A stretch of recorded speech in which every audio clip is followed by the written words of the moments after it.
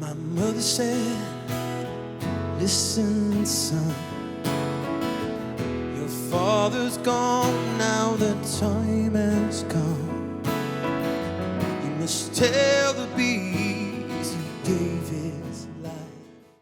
The new song Oblivion, that seems quite rocky though, as relative to Big Big Train's more, just perhaps a style of music we're accustomed to hearing from Big Big Train. I thought live, at least, that really came out very hard as a much more kind of rocky number, which was great. I mean, it was a lot of fun. And where it came in the show as well, it was early, wasn't it? So it was part of that hard opening 3 songs where you just grab the audience by the scruff of the neck and don't let go. Yeah. It's a fun, that kind of style of music is a fun little change of pace for Big Big Train, because although we've had little rocky moments throughout our songs in the past, for sure, this is more of a straight ahead, typical sort of rock tune, except for the middle section that kind of goes down. But I mean, it shows that Big Big Train can be ballsy when it needs to be. I think it's and it gives us room to grow for future compositions, knowing that we could play that style of music and it sounds good. The band is capable of rocking out when it needs to. And so that kind of opens up even more space of places to go when you're composing a piece. You're not sort of just, what's the word I'm looking for? You don't really get put in a box of like you're writing a typical pop tune. We have verse, chorus, bridge, chorus out sort of thing in the typical regular sort of pop songwriting operation. You can kind of go wherever the song leads you. And as long as you're good at the craft and you can make it engaging for the listener, you can really take it in many different ways. So again, the rock style of things, it just adds that another element that we can put in the band. Alberto brings a nice rock sense to the way he sings and his songwriting and his style. Mm-hmm. Ricard can definitely rock with the best of them when he needs to. So and Greg, from what he tells everybody, he likes the fact that the band has a little rockier edge at certain times now too. So it's a nice another little flavor of Big Big Train. And then obviously on this tour, you did a few songs that had never been performed live before. For example, A Boy in Darkness is very different.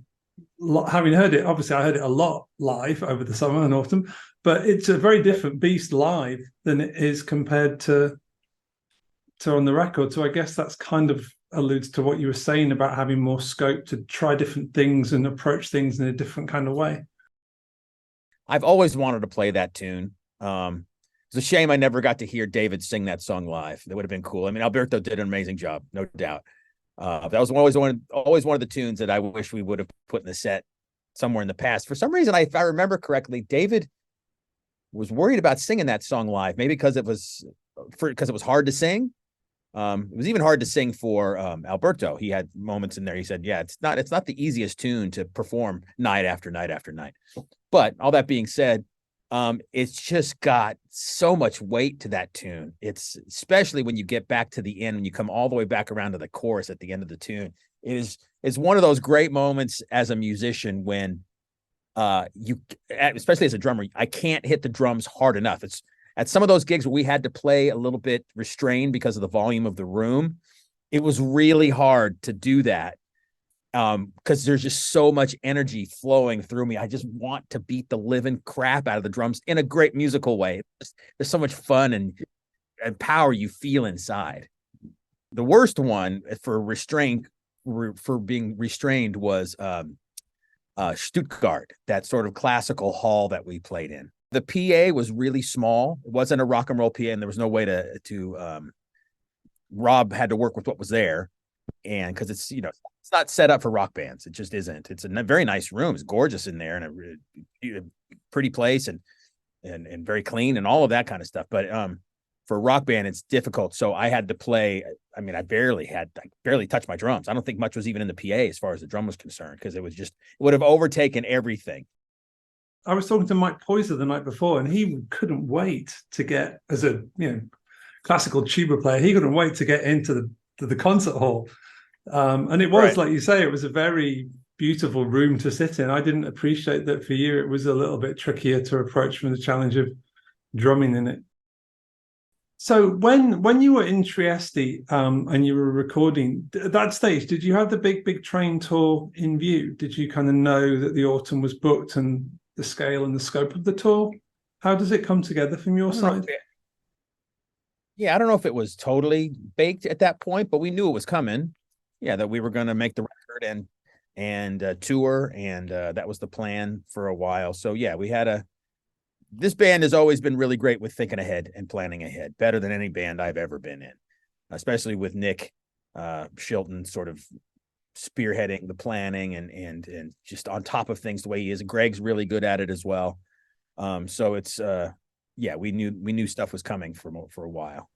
And so when you get together at Tring, you had a week of rehearsing. Is that kind of when it starts? Did you? I guess you probably didn't have a lot of time to do a lot of prep because you're already on the road with Mr. Big. But that first week, is that really important with big train songs to have a chunk of time where you can just get things gelled together? Yeah, sometimes I feel we rehearse too much. But it's a lot of music and it's a lot of people and schedules and all that kind of stuff. I mean, I guess, listen, I mean, there's famous stories of Frank Zappa back in the day where they would rehearse for 6 weeks before ever playing their first live show. Like every day he was just a slave driver to the band. But, obviously they're playing incredibly hard music and you need to kind of just get that in your system. Yeah. So to answer your question, yeah, we need that. We need the time to just, lock in the tunes and to work on parts that might be difficult to play and figure out things, sound changes. And obviously Rob needs to have that time to really dial in levels and sounds and EQs and all of that kind of stuff. So it helps everybody, all of those things happening at the same time. And I happen to be sick, unfortunately, during the rehearsals, which is a drag. I got sick at the end of the Mr. Big tour. And so I wasn't feeling 100% by the time we started getting rehearsals, but it eventually got better. I know. I mean, I know the show must go on, and you guys are all professionals. But I mean, for drummers, not feeling great must be really hard on you because you're, physically, you have the toughest job in some respects. Yeah, but I mean, really, it's maybe it's just some weird mental thing. You could be sick and feeling like this. At least that's been for me over the years. I've done gigs even sicker than I was, with the flu and fever and all kinds of stuff. For some reason, when you get behind your instrument and you start making the music, that sort of it goes away. You get lost in the music and you don't think about it, which is I think it's a healing thing. But it's you somehow get through it. Because also when I was talking to Alberto, he said that one of the most difficult parts of the show for him is the second half of East Coast Racer. And he said, I really have to really concentrate on counting. And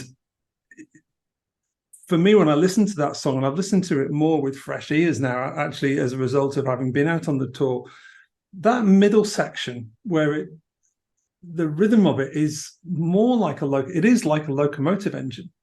You can almost hear the chattering of the pistons and the sound of as you go up the bank and past the upturned faces of the plate layers. Originally when the song was first brought to you, is that how you saw it? How did that come about? How did that section? Because it is driven by the energy of the drums for me. Well, this was recorded back in the day when I recorded the drums at Rob Aubrey's place with the guys there, but the songs were usually not fully formed yet. So we get to that section. Greg was just saying, play this sort of beat, and he would kind of mouth it out and with his mouth and that kind of stuff. And it wasn't really formed. So I just sort of went for things. And once the other parts and the vocal started getting layered on top, you realize what was happening. That's why I was happy to go back and re-record the drums for that tune when we added some of the Abbey Road strings and all that kind of stuff for the Brooklands thing. I feel that my new drum part is better than the original drum part because I knew what I was recording to.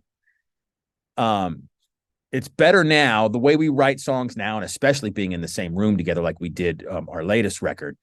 Now you can kind of I can compose drum parts to a more of a full thought out idea. And maybe because some things I overplayed. I was just going for stuff, and Andy used to kind of comp my drum parts together, which I wasn't always happy about. Always turned out fine, but I like to do that myself because I know what I'm going to hear, and I can pick and choose things.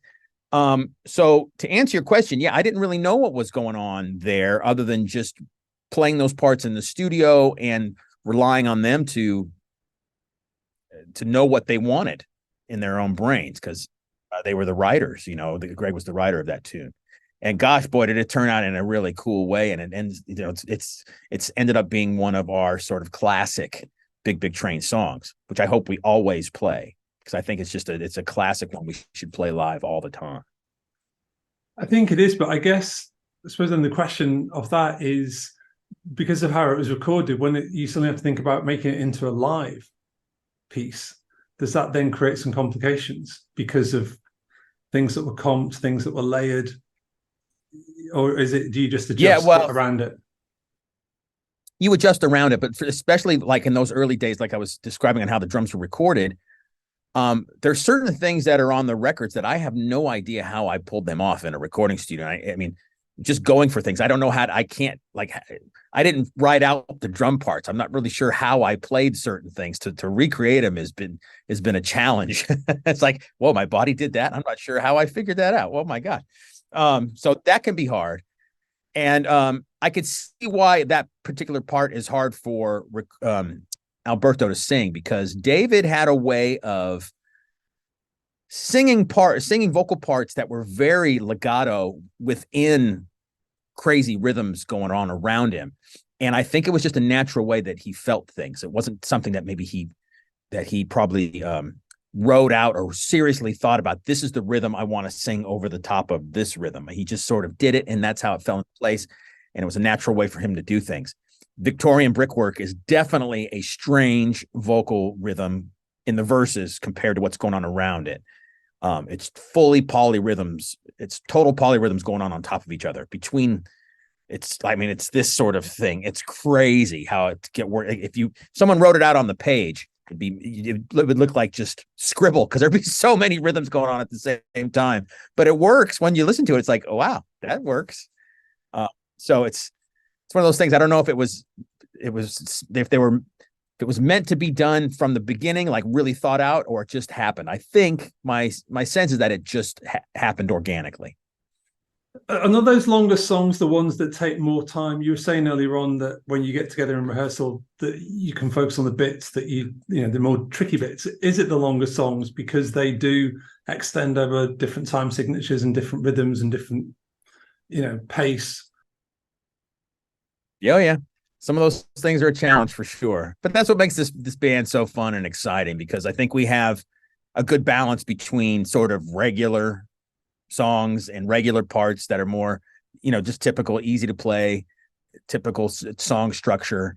And then this kind of the stuff that we're talking about now, the harder bits, which again is what makes progressive rock such a great style of music, because it lends itself to being able to do that within the same band, the same structure, the same concert, that kind of stuff. And it all works. One of the highlights every night was obviously the piece that you did with Rickard in the middle, where you did Telling the Bees, and that what kind of goes through your mind when you perform that song and thinking about David? Well, I love coming up front and singing. Whenever I get that opportunity, I've asked the band to, like, if there's moments where I could come out front and sing. I just love being out there, and performing in that way. I love drumming too, for sure, but being out front and it's just I get a real rush out of doing it. Even singing a song that's mellow, it's super energetic, and I just staring at the people's faces. It's a really great thing. I love to do. Been doing that song. We did that song the first time at David's memorial, and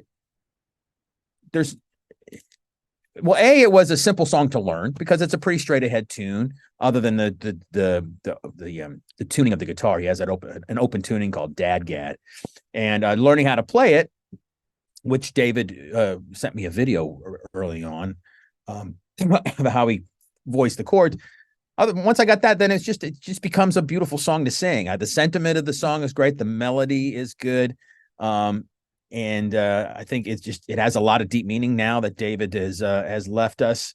So it's just a special moment on stage. I'm hoping that there is, we're going to keep doing something like that. Whether it's always telling the bees, I don't know, but there's a good rapport that me and Ricard have built over time doing this more and more. And it's just a beautiful moment on stage with that guy because he's such a great musician and he can think of things in the moment. He's so free he's at such a level of musician, Ricard, that he can do stuff. He can improvise anytime he wants.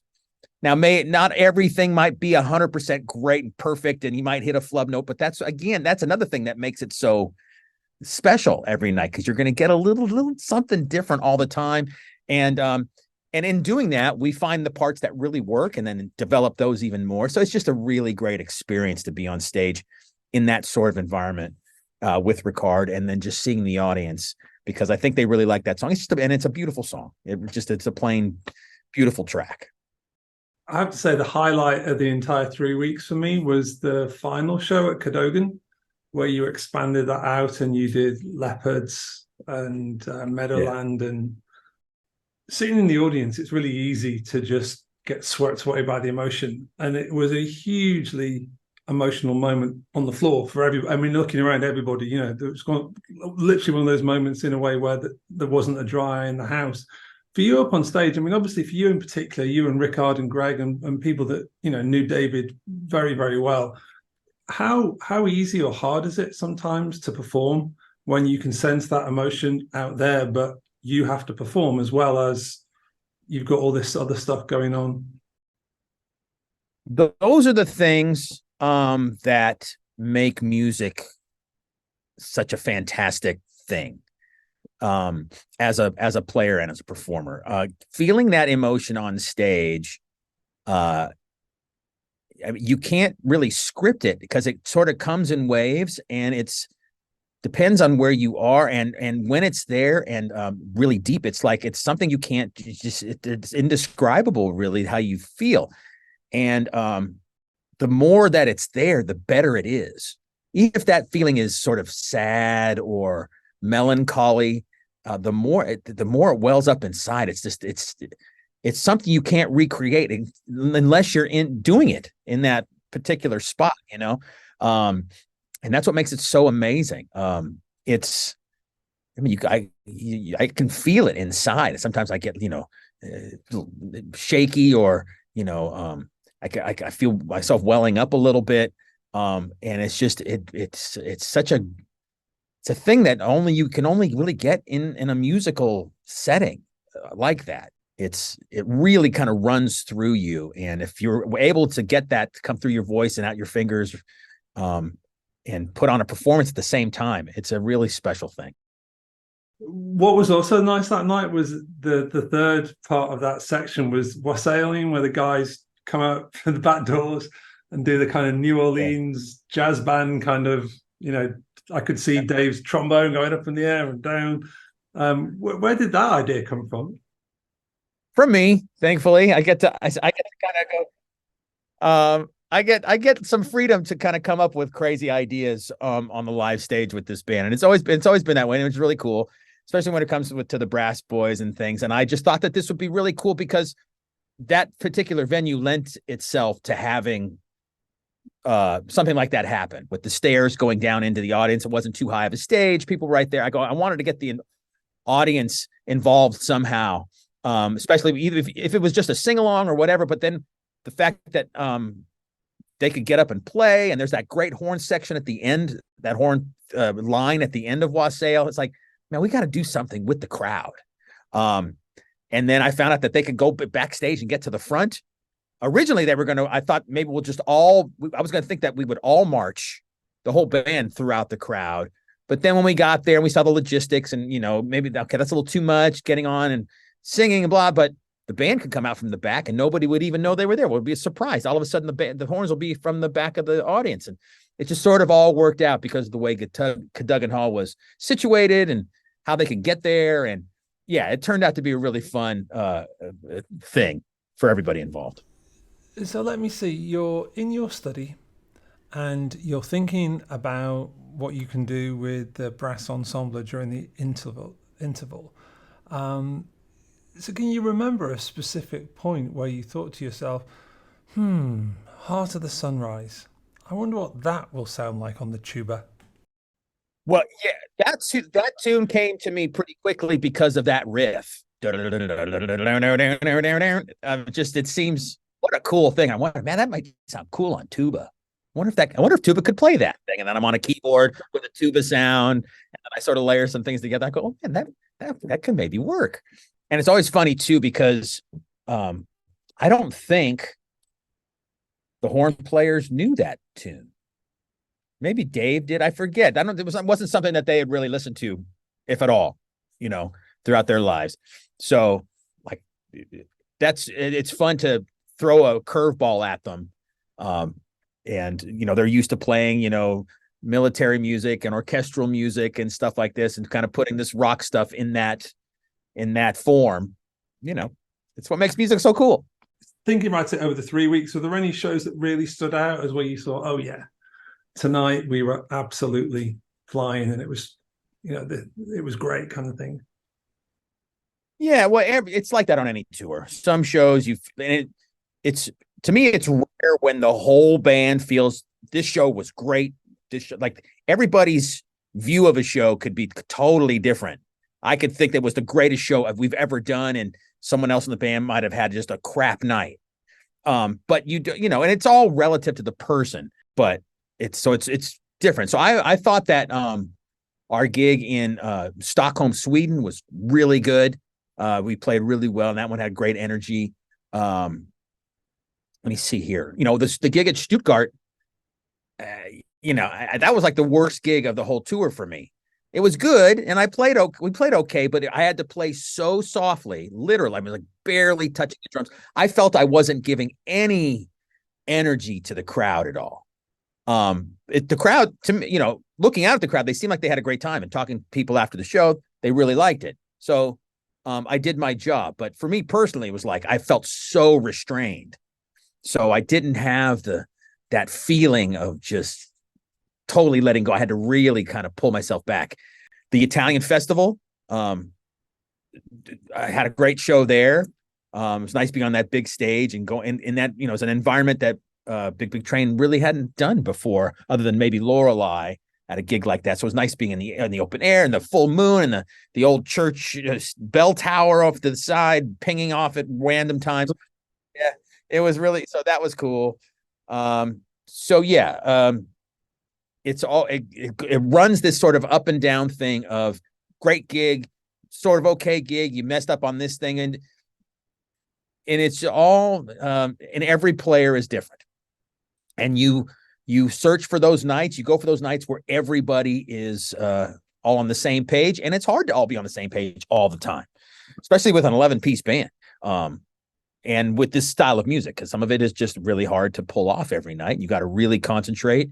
I mean, the stuff that Oscar had to do every night after night after night was incredible, because he's playing really hard parts, and he's got a lot to do. Plus, he had his own band to play with every night, too. So it's like that guy's brain had to be just chock full of so much information all the time.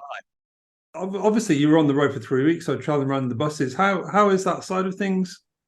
Yeah, no, listen, it's a great group of people.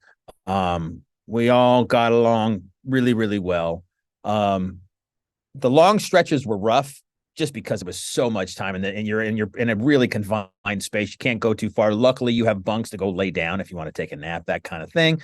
So you can, you're not just like stuck in an airplane seat where you're sitting up the whole time and people are like squashed up next to you. You do have some space to go watch a movie and things like that. Everybody gets along really well. And when you need some space, you can, people will give you that space, they're all nice people. They're adults. And the more time we spend together, the better we get to know each other.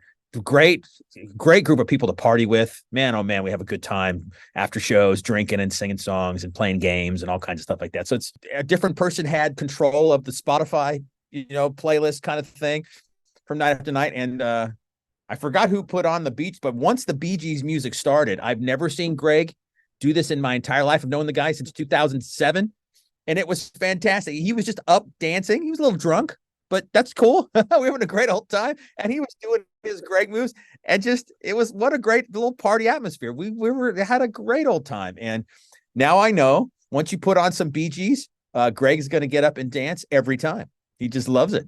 And there was another question I wanted to ask you. It was about it kind of a different take on Telling the Bees in a way, which was like, of all the songs in every show, in every set, you could almost guarantee that the Bees would make their presence felt technically in some shape or form. Either it was a cable that wasn't quite right or a string that wasn't quite right.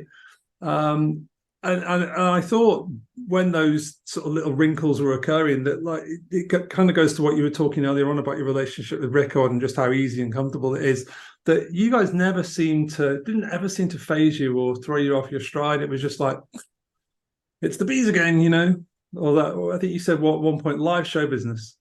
Yeah, you got to learn how to deal with that kind of stuff. And it's a live show. Shit happens, man, and I think the more when things like that happen on stage, the more you can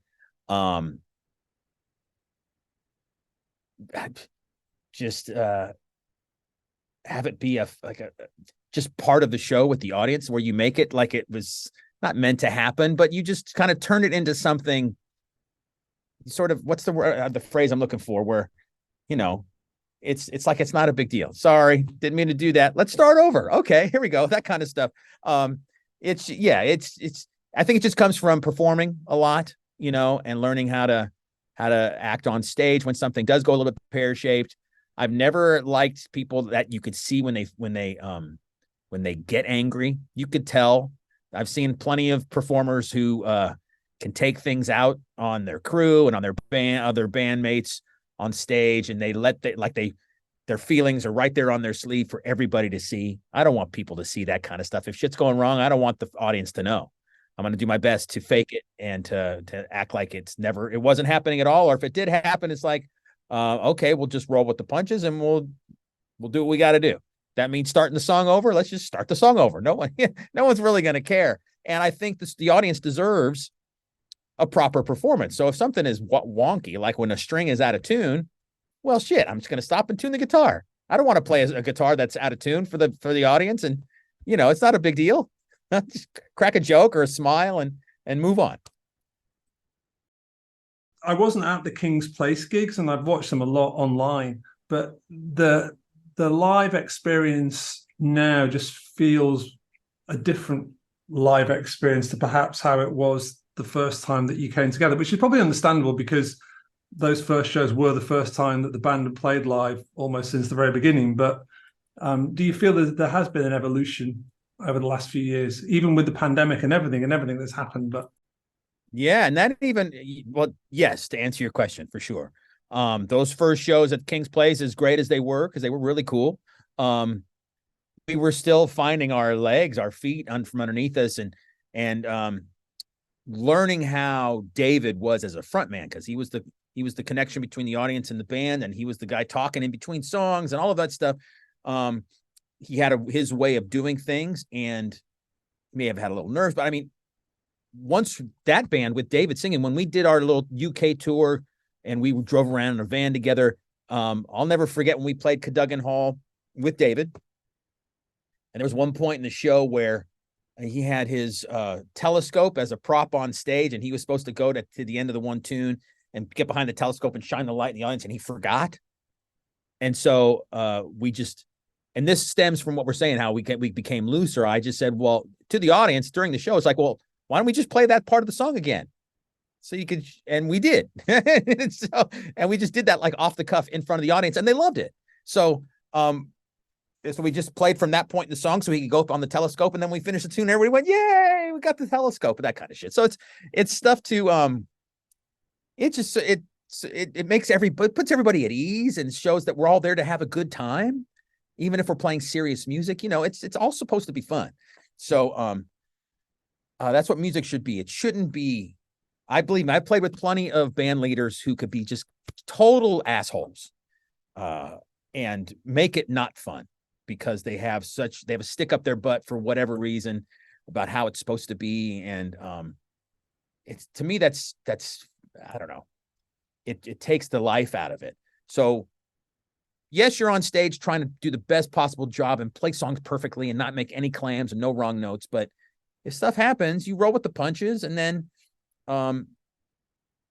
just you try to get a rapport with the audience to where you put them at ease, and they can just sit back and have a good time and smile and enjoy the music. And that comes with that, and that always gets better the more you do it.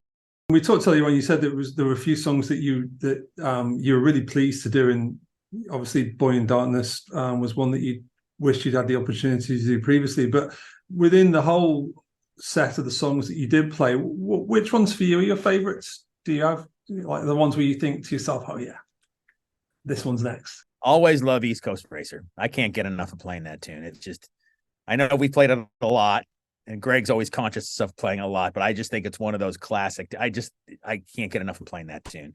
There's something about it, especially from the drummer's perspective. It's just fantastic. It's so much fun to play. Really enjoyed playing Connection Plan every night, because that was that's a challenging tune to sing and play drums on. And I, it's one of my songs, so it's fun to get one of my tunes out there night after night. That was a lot of fun to play. Love playing Apollo. I love how that ends the set. There's something about the horn section coming in at the end of that song that just gives me chills every time. It's really fun. Hedgerow is always fun because it's nice sing along with the crowd. It was cool getting back to playing folklore. I mean, we had a lot of stuff from the English Electric period in this particular set of songs, and we have such a vast collection of tunes to choose from now. It's hard. You miss playing certain things. Like we could do a lot of stuff off of Grimspound, and folklore. There's so many songs of both those records that we could pick and choose from. So yeah, I don't know. They're all good. When I was asking Alberto about the set list, he said, "Yeah, I suggested originally that we should do a Mead Hall in winter," and Nick said, "What? Are you crazy? That's super hard to play." Well, yeah, it's hard, and I think it's coming back next year. So I got to get it back together. It's just, yeah, that's a tough tune, man. It's especially that middle section. Yeah, there's just certain things. Yeah, you got to stay on your toes. So for the middle section where all the solos are, there's some crazy bits that happen. I know that you kind of normally lead the huddle backstage before you come up, and one of the nights, I think it was the Schaffenberg, you actually came out into the middle of the auditorium to do the huddle with the audience. Where did that come from? Immediately before we did it, I just thought it was like, because there's such a small little room, old club. I thought, why not? Let's do something different. Why not? Who's up? Who's with me? And everybody said, oh, okay, let's go for it. And so we just like, why not? Let's just see how it worked. It was totally just off the cuff. Just one final question about Love Is the Light. Night one, the first time it was played, I think the universal reaction was just, wow. I mean, Oblivion is a great song, but Love Is the Light really made a huge impact. Yeah, well, I think, we all really like that song. We all love that too. It's a really cool, it's just a beautiful track. And it has that progressive rock goodness to it, even though it's just it's a pretty straight ahead tune. It's a love song, but it has those elements of what make progressive rock so great, the emotional aspect that you can put into music. And it's a great lyric, and Alberto really performs it in a great way, really kind of lets it all hang out. And it's not something that Big Train has done very much in the past. We're not known for our love songs. So it just has a different meaning and a different vibe, and it just shows even more of what this band is capable of. And you're right. I think as the tour progressed, we started performing it better and better as time went on. And towards the end of the tour, boy, we caught our stride with that tune. And yeah, it's one of those tunes. I mean, the sing-along part of it at the end, I really thought brought it all home to really connect with the audience. Because sort of sitting and listening to it, it's like, yeah, this is really beautiful. But once you had the people start singing along, even though it was at the very end of the tune, it was like there was a connection made there that really tied it all together. From the band's perspective, though, I mean, having enormous audiences would bring a different kind of, your relationship with the audience would change, obviously, because if you're playing 10,000 people in an arena, you can't just wander off front of house afterwards and start, having a few beers and hanging out. It's a different level. So for you, what is the right balance? I mean, I guess, well, I don't know. You tell me. I mean, what is the right balance between getting that bigger audience, but at the same time not losing some of the intimacy that makes it a special kind of community for the passengers and the followers of Big Big Train music today? Well, I don't know. I want this to be as big as it could possibly be. I don't know if we have a few things going against us. One being our age, and the style of music we play. It's not the most commercially sort of thing. So I don't know if it will ever get that big, but listen, I wouldn't be sad. I would be happy as a clam if we were playing 10,000 seaters, and I think we could find a way to still make it a family atmosphere for the passengers and for those folks that have grown with us and keep them involved. I don't think that will ever change, no matter how big the band gets. But we're artists, and we want. I mean, I want the whole world to hear this stuff. So I hope we can just grow this to as big as it can get. Another thing that makes Big Big Train a great show, and I'm so happy we're spending the money on it, is the lighting. We've stepped back from using videos, which I hope we go back to someday, because I think those can add a great visual experience to the music as well. But it costs money and more manpower and all that kind of stuff. It's definitely harder. But man, to have Jens doing lights for us really is a huge thing. And he did such a great job because he had a different lighting system to use at every venue. He brought a few of his own things, like those stick lights and a few moving lights of his own, but he had to use whatever the house lighting console was and whatever. And part of their rigging, I mean, he had to change it up night after night and still make it look like a proper show. And that, for this style of music, man, oh man, does it just adds a whole other level of interest to the music, because he really knows how to bring out moments of songs with lighting cues. One of the great venues, one of my favorite gigs was in Birmingham, in the town hall. Nice big venue, so the lights really got to show. Same for the gig in Prattlin in Switzerland. Yeah, because it was such a big room and big stage, the lights really were able to do their full thing. He had a lot to work with. And some of those big, powerful moments when he has the smoke and the lights, and it just adds that element of grandeur that this music deserves. At Cadogan Hall, the way he had the lights shining from above, because it was what he had to work with, I think Love Is Light was one of the great moments of this for me. Just looking up there going, I felt like I was in heaven or something, man. It was like I was totally in awe about what I was seeing from my perspective. It was fucking killer. It was so cool. Oh man, I could just, that's the drug that makes you want to keep trying to do this for a living, to get to those moments where you just go, can it get any better than it is right now? That kind of thing, it was pretty magical.